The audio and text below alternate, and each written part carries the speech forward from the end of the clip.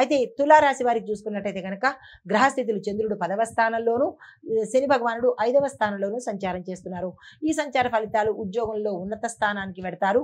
పై అధికారుల యొక్క అనుకూలత, వారి యొక్క సహకారము ఈ రోజు మీకు అందుబాటులోకి వస్తుంది.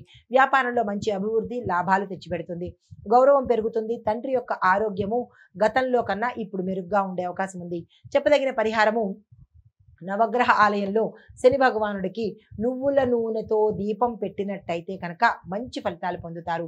తదుపరి రాశి వృశ్చిక రాశి. ఈ రాశి వారి యొక్క గ్రహస్థితులు చూసినట్టయితే కనుక చంద్రుడు 9వ స్థానంలోను, కుజుడు 11వ స్థానంలోను సంచారం చేస్తున్నారు.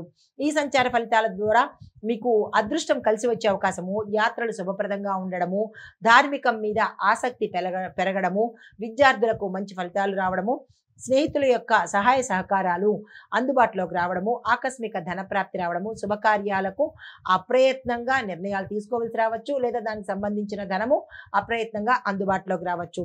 స్నేహితులతో పాటు విందు వినోదాలకి పాల్గొనే అవకాశం కూడా కనబడుతోంది.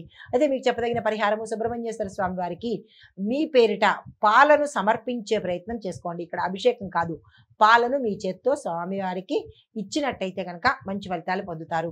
తదుపరి రాశి ధనుసు రాశి. ఈ రాశి వారి యొక్క స్థితిగతులు చూసినట్టయితే చంద్రుడు 8వ స్థానంలోను, గురువు 5వ స్థానంలోను సంచారం చేస్తున్నారు. ఈ సంచార ఫలితాలు కొంతమందికి ఇబ్బందికరమైన వాతావరణము మీరున్న ప్రదేశంలో జరిగే అవకాశం కనబడుతోంది.